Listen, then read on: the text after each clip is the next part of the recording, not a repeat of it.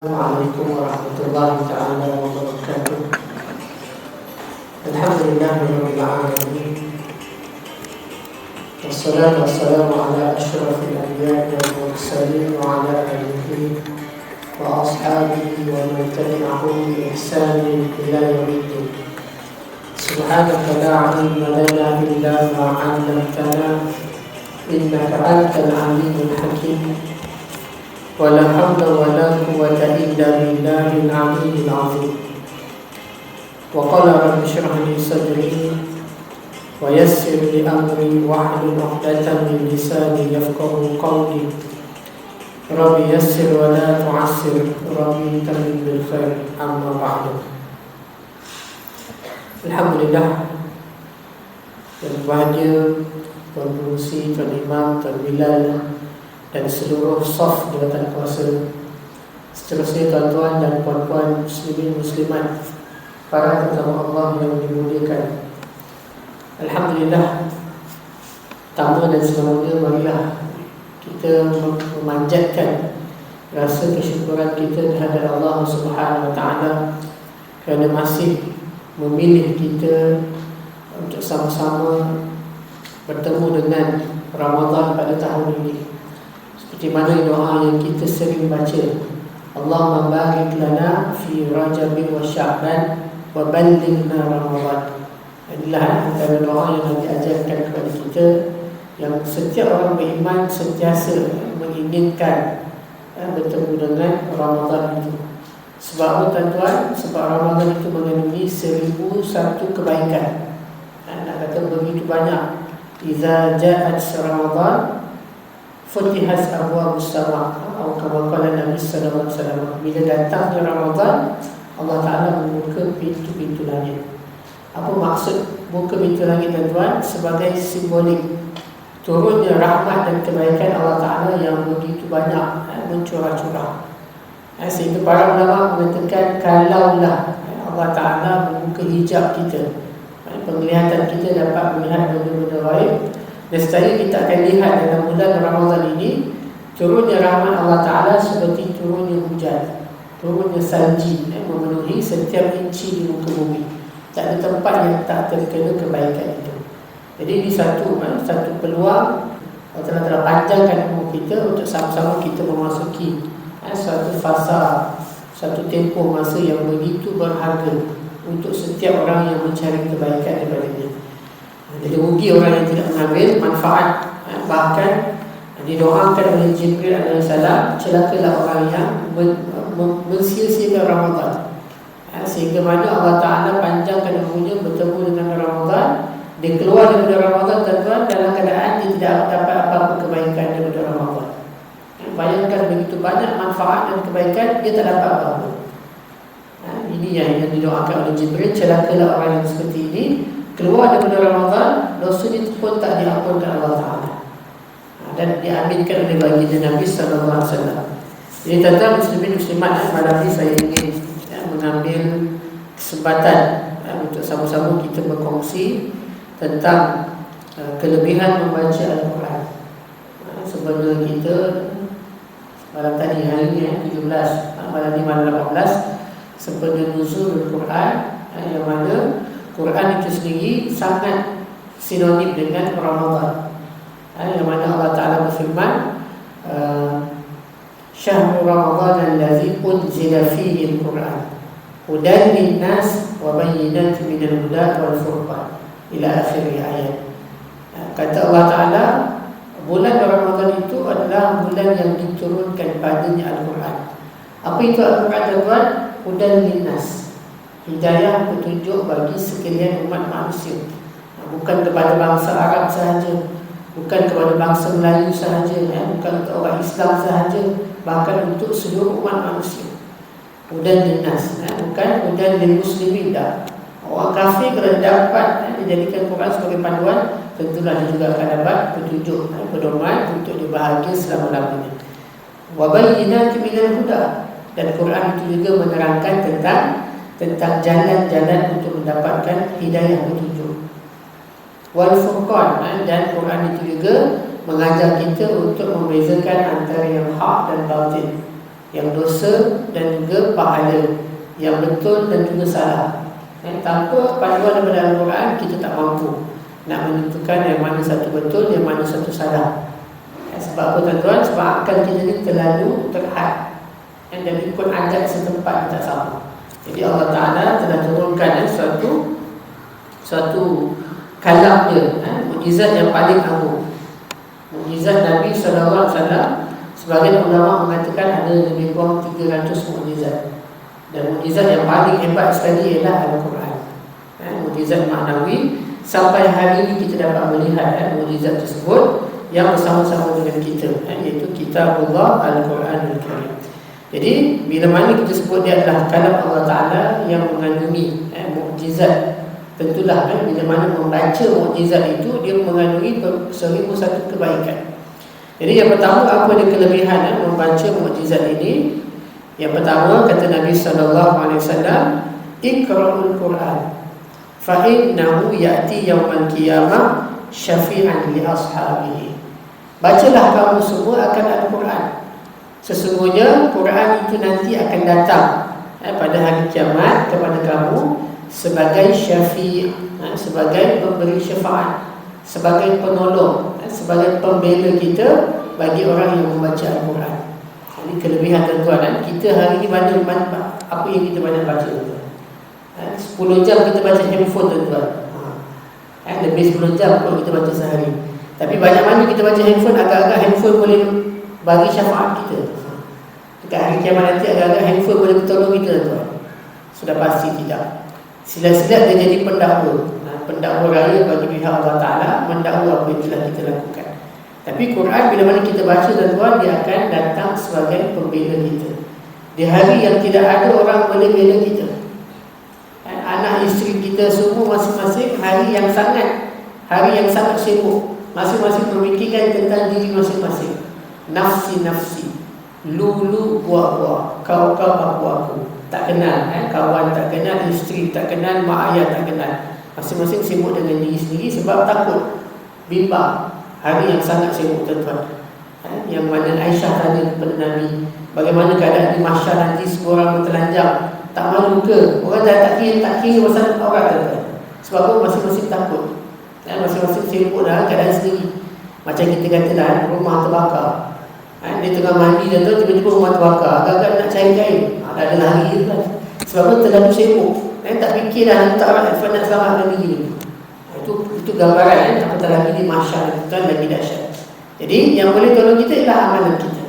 Dan antara amalan yang boleh tolong, Nabi bagi jaminan, Iqra'ul Quran. Bacalah kamu akan Al-Quran. Nescaya dia akan jadi penolong kita, pembantu kita, pembela kita di hadapan Allah Ta'ala nanti. Jadi ini satu keuntungan yang besar bagi mereka yang melazimi membaca Al-Quran. Dia tak sama dengan bacaan yang lain tuan-tuan. Bacaan yang lain belum tentu boleh tolong kita.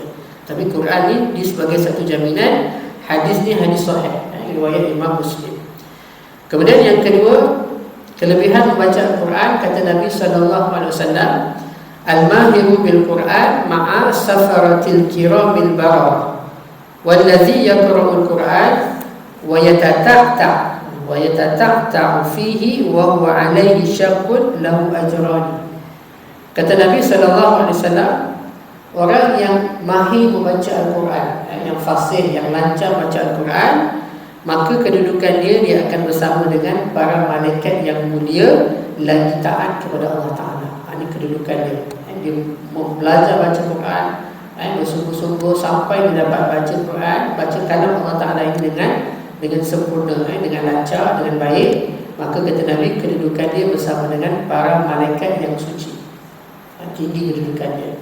Adapun bagi orang yang membaca Al-Quran dalam keadaan susah payah, tersangkut-sangkut, dalam bahasa Arabnya ia tak tersangkut-sangkut macam ni, tak lancar. Bagaimana keadaan orang demikian? Wa huwa alaihi syaqqun, dia susah, tapi dia terus membaca, terus belajar baca Al-Quran, lahu ajrani, bagi dia ni dapat 2 pahala, kata Nabi. 2 pahala, baca sangkut-sangkut dapat pahala 2 pula, double. Pertama, pahala baca Al-Quran. Kedua, pahala bersusah payah dia. Susah payah dia tu ada pahala tuan. Jadi jangan lari lepas Lepas lepas bore ada tadarus, jangan lari, jangan tidur terus. Dia kena tadarus dulu tuan. Jadi itu antara budaya kita nampak di Malaysia. Alhamdulillah, Masjid Surau hidup dengan tadarus. Dan di situlah antara tempat untuk kita belajar.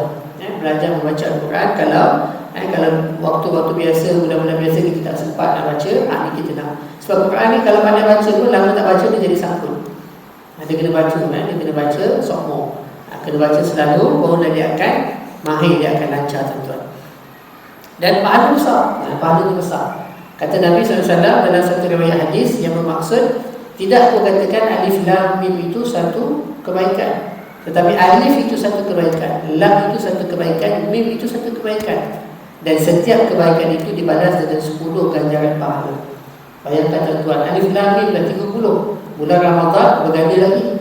Bulan Ramadan semua amal kebaikan digandakan. Setiap amalan yang fardu, yang wajib itu Allah Ta'ala gandakan sehingga 70 kali ganda. Setiap amalan yang sunat yang kita buat, digandakan pahala seperti pahala amalan wajib. Itu tak masuk lagi ke puncak Ramadan, malam Al-Qadar. Ini baru 1 Ramadan tu sampai 30 tuan. Kalau boleh nampak akaun kita tuan, kaya raya kita, billionaire. Kalau kita betul-betul beramal, bulan Ramadan ni billionaire. Tapi bukanlah bermakna bulan Ramadan dan billionaire. Bulan masuk Syawal tu kita dah boleh berfoya-foya tak buat amalan. Jadi kita kena teruskan juga. Cuma Allah Ta'ala bagi kita peluang. Bagi kita peluang untuk mengumpulkan sebanyak mungkin kita punya bekalan. Inilah bekalan-bekalan kita tuan. Allah Ta'ala kata watazawwadu fa inna khairal zadi taqwa. Berbekallah kamu semua. Buatlah bekalan, dan sebaik-baik bekalan yang patut kita buat adalah ketakwaan kepada Allah Ta'ala. Itu amalan kita yang kita buat kerana takut kepada Allah Ta'ala. Taat segala perintah, tinggal segala larangan. Inilah bekalan yang sebaik-baiknya untuk kita pergi kepada suatu perjalanan yang sangat jauh, bahkan tidak ada penghujung. Kehidupan di akhirat yang tidak ada penghujung.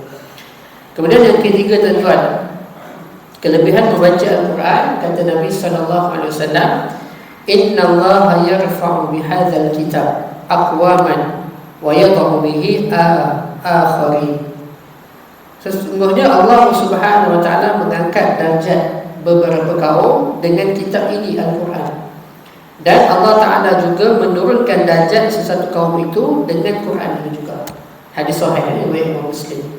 Maksudnya apa tuan-tuan? Maksudnya orang yang baca Al-Quran, orang yang memahami, yang beramal dengan ajaran Al-Quran, Allah Ta'ala akan angkat dia. Kedudukan dia itu di sisi Allah Subhanahu wa taala. Mulia dia itu di dunia mulia, di akhirat lebih-lebih lagi. Kedudukan tempat dia begitu hebat. Dan begitulah sebaliknya bagi mereka yang tak baca Quran, yang tak amalkan Quran, bahkan yang menolak Al-Quran dengan sebab perbuatan dia jauh daripada Quran ini juga, Allah Ta'ala menghina dia, mencapakkan diri dia dalam kehinaan. Dunia dia hina, akhirat lebih-lebih lagi. Ini kan kedudukan kita. Bila mana kita dekat dengan Quran, kita akan menjadi mulia. Kita jauh dengan Quran, kita akan menjadi hina. Jadi maksud dekat dan jauh ni lah, pertama sekali dia kena membaca, melazimi. Baca tak faham pun dah dapat pahala besar tuan-tuan. Apatah lagi kita baca, kita memahami, kita tadabbur maksudnya itu, kemudian kita cuba beramal dan mengaplikasikan dalam kehidupan, ini lagi besar. Baca sahaja dah besar dia punya manfaatnya itu. Kemudian yang keempat, Quran ini apa dia tuan-tuan? Dia dapat memberi ketenangan jiwa. Ketenangan jiwa, mententeramkan hati kita yang kusut. Bukan sahaja menyembuhkan gelisah, sedih, tetapi menjadi penenang hati yang sangat mujarab. Ala bi zikrillah tatma'innul qulub. Kata Allah Ta'ala, bukankah dengan mengingati Allah Ta'ala itu hati akan menjadi tenang. Sebab hati ini memang sifatnya itu berbolak-balik. Sebab dalam bahasa Arab qalbun, hati ini qalbun. Kalau dalam bahasa Arab, qalbun ni daripada perkataan qalaba. Qalaba ni maksudnya apa? Berbolak-balik. Berbolak-balik. Kalau kita tengok air mendidih tu, macam tu kedudukan hati. Kadang kita kejap nak, kejap tak nak, kejap jadi, kejap tak jadi. Itu kedudukan hati. Tapi bila diingat Allah Ta'ala, dia baca Al-Quran, hati dia akan jadi tenang, dia akan istiqamah. Dia dapat istiqamah dengan kebaikan itu. Ini kelebihan kita membaca Al-Quran. Dia akan memberikan, mencapakkan ketenangan dalam hati dan juga jiwa kita. Lebih-lebih lagi hari ini tuan, ramainya manusia dia stres dengan kerjanya, dengan ekonominya, dengan keluarganya, macam-macam masalah tuan. Ubat dia yang paling mujarab bukan pergi disko. Tengok orang bukan Islam, dia stres, dia minum arak, dia pergi disko, dia pergi pub, macam-macam cara dia buat.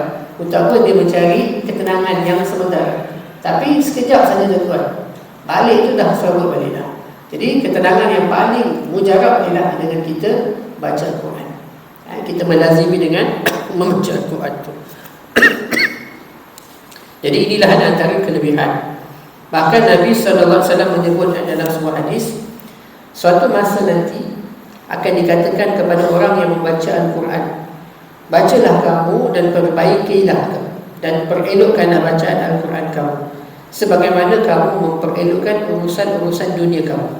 Sebagaimana kita, dunia kita, kehidupan kita, kita sentiasa nak upgrade, nak tambah baik. Maka kata Nabi, Quran pun sama. Bukan kita baca Quran dengan ilmu yang kita belajar waktu sekolah tadika dulu, waktu sekolah rendah, itu jelas. Itu sampai sekarang tak kerti-kerti lagi baca Quran. Kata Nabi, bacalah, perbaikilah dan perelokkan bacaan Al-Quran kamu seperti mana kamu perelokkan urusan dunia kamu. Sebab apa? Sesungguhnya tempat kamu nanti akan ditentukan di akhir ayat yang kau baca. Macam mana ayat yang akhir kita baca tuan-tuan, dengan sempurna ke, masih lagi tak sempurna ke, masih lagi dengan kesalahan, itulah kedudukan kita di sisi Allah Ta'ala nanti di akhirat. Semakin baik bacaan kita, semakin dekatlah kita dengan Allah Ta'ala, semakin baiklah kedudukan kita nanti. Ini kata Nabi SAW, status hadis hasan sahih. Kemudian yang kelima, kelebihan Al-Quran, orang yang membaca Al-Quran ini dia akan mendapat rahmat dan perlindungan daripada malaikat Allah Ta'ala. Lebih-lebih lagi ayat-ayat muawizat, ayat-ayat pendinding yang Nabi ajarkan kita, khususnya dalam contohnya dalam susunan Ma'furat itu sendiri, ayat-ayat pendinding itu. Jadi Allah Subhanahu Wa Ta'ala menjamin kebaikan kepada pembaca Al-Quran dan pengamal Al-Quran. Sebab Allah Ta'ala cinta orang yang ahli Quran ini. Jadi kalau Allah Ta'ala suka kepada manusia yang mengamalkan Quran ini, apatah lagi para malaikat. Sebab malaikat ini adalah pembantu Allah Ta'ala. Termasuklah apa yang Allah Ta'ala suka kepada orang itu, malaikat juga akan suka. Dan malaikat akan memberi rezeki, membawa rezeki. Dan antara rezeki kepada orang baca Al-Quran ialah dia dapat keselamatan dan perlindungan. Keselamatan dan perlindungan daripada malaikat, sebab keselamatan dan perlindungan juga adalah salah satu bentuk rezeki. Jadi para malaikat akan memberikan perlindungan daripada segala kejahatan yang dapat dilihat maupun yang tak dapat dilihat, yang kejahatan zahir dan juga batin, yang jelas ataupun yang halus, kepada orang yang baca Al-Quran. Jadi dia sebagai pendinding. Nak kena sihir tak jadi, orang nak hantar santau tak kena. Sebab apa? Sebab dia melazimi Al-Quran. Jadi orang yang banyak baca Al-Quran ni, syaitan tu panas dia dekat. Jadi jauh, terhindarlah daripada kemudaratan itu. Dan yang keenam, Quran juga sebagai syifa, sebagai penawar, sebagai penawar. Jadi Al-Quran, kata Allah Ta'ala dalam surah An-Nahl, surah Lebah, firman Allah Ta'ala, kemudian makanlah dari segala jenis bunga-bungaan dan buah-buahan yang kau sukai, serta turutilah jalan peraturan Tuhanmu yang diilhamkan dan dimudahkan kepadamu. Dengan itu akan keluarlah daripada badannya minuman, yakni madu yang berlainan warnanya, yang mengandungi penawar bagi manusia daripada berbagai jenis penyakit. Sesungguhnya pada yang demikian itu ada tanda yang membuktikan kemurahan Allah Ta'ala bagi orang yang mahu berfikir. Jadi Quran sebagai penawar ni, selain daripada ayat yang kita baca itu sebagai penawar, Quran juga menerangkan tentang bagaimana rawatan-rawatan, ubat-ubat yang terkandung dalam alam semesta ini, dalam alam semula jadi ini. Antaranya madu, antaranya yang disebut watini wa zaitun, nama-nama buah-buahan, makanan-makanan yang disebut dalam Quran, semuanya adalah jenis-jenis yang berkhasiat, yang mengandungi penawar, penyembuhan kepada penyakit manusia itu. Jadi bukan kaleng-kaleng Allah Ta'ala nak sebut tu, bukan calang-calang buah ataupun nama yang disebut dalam Quran, melainkan dia ada manfaat-manfaat yang tertentu. Jadi selain daripada ayat yang kita baca itu sendiri sebagai syifa, sebagai penyembuh, dan Quran itu menerangkan, contoh dalam ayat ini Al-Quran terangkan tentang madu itu sendiri sebagai penawar kepada segala jenis penyakit. Yang ketujuh, tuan-tuan, firman Allah Subhanahu wa taala dalam surah Al-Anfal ayat 2. Sesungguhnya orang beriman itu, yakni iman yang sempurna, ialah siapa? Mereka yang apabila disebut nama Allah Taala wajilat qulubuhum, bergetar hatinya, rasa gerun. Disebut nama Allah Taala bertambah hati yang segerun. Dan apabila dibacakan ayat-ayat Allah Taala, baca Quran, menjadikan mereka ini bertambah iman. Zadatum imana, bertambah keyakinan dia kepada Allah Ta'ala, kebenaran Islam itu sendiri, dan kepada Tuhan mereka jualah mereka berserah diri. Ini maksudnya kelebihan Quran, dia dapat menambahkan lagi keimanan kita. Baca Quran menambahkan lagi keimanan, menambahkan lagi keyakinan kita kepada kebenaran agama Allah. Bayangkan tuan-tuan, bagaimana peristiwa Sayyidina Umar. Sayyidina Umar ni kita tahu sebelum dia masuk Islam, tuan-tuan, karakter dia sangat beken, sangat garam, gangster. Tapi bagaimana masuk Islam, tuan-tuan? Dia masuk Islam sebab apa? Sebab dia mendengar 5 daripada kalam Allah, 5 ayat daripada surah Taha ayat 1 hingga 5. Habis 360 darjah dia berubah. Sebelum tu dia tak pernah dengar bacaan Al-Quran. Dia hanya dengar fitnah, netizen duk bagi macam-macam apa, tomahan persepsi pada Nabi. Dia tak pernah dengar ayat Quran. First time dia dengar Quran, tuan-tuan, dia terus yakin. Bertambah iman dia, tuan-tuan, dengan 260 darjah. Daripada datang tu pergi nak bunuh Nabi, tuan-tuan, berubah kepada nak membela Nabi SAW. Itu setara Sayyidina Umar yang begitu dahsyat karakter dia sebelum masuk Islam. Hak kita ni dah Islam dah, tuan-tuan. Jadi memperbanyakkan baca Al-Quran, dia dapat menambahkan lagi keimanan kita kepada Allah Ta'ala. Ini yang sepatutnya, tuan-tuan. Jadi orang yang banyak baca Quran, satu keuntungan. Sebab bila mana iman ini kuat, dia dapat menjaga diri kita. Kadang kita tahu benda tu salah, tahu benda tu dosa, tapi kita buat. Bukan tak tahu, tapi sebab kita lemah. Kita kalah dengan nafsu, kita kalah dengan syaitan. Sebab apa? Sebab iman kita lemah. Tapi bila iman kita kuat, kita tengok bila kadang-kadang suasana ni mempengaruhi. Bila pergi Mekah, pergi Madinah, buat umrah, situ suasana kuat, menyebabkan iman kita meningkat. Dan susah kita nak nampak orang buat dosa di situ. Susah nak tengok orang buat jahat. Bulan Ramadan pun sama, penuh masjid surau. Alhamdulillah. Itu tanda-tanda keimanan. Yang peliknya kalau bulan Ramadan masih tak sampai masjid surau. Dikala syaitan dah ikat, nafsu dah dilemahkan, dia pula yang jadi syaitan di kalangan manusia. Aku nanti mula geng-geng plastik hitam. Setiap tahun kita dengar di bulan Ramadan ada geng-geng, tuan-tuan. Jadi ini rugi. Mereka tidak mengambil manfaat kebaikan besar daripada Ramadan itu. Jadi membaca Al-Quran dapat meningkatkan keimanan kita kepada Allah Ta'ala. Yang ke-8, kata Nabi SAW, orang yang paling layak mengimani suatu kaum ialah orang yang paling fasih bacaan Al-Quran.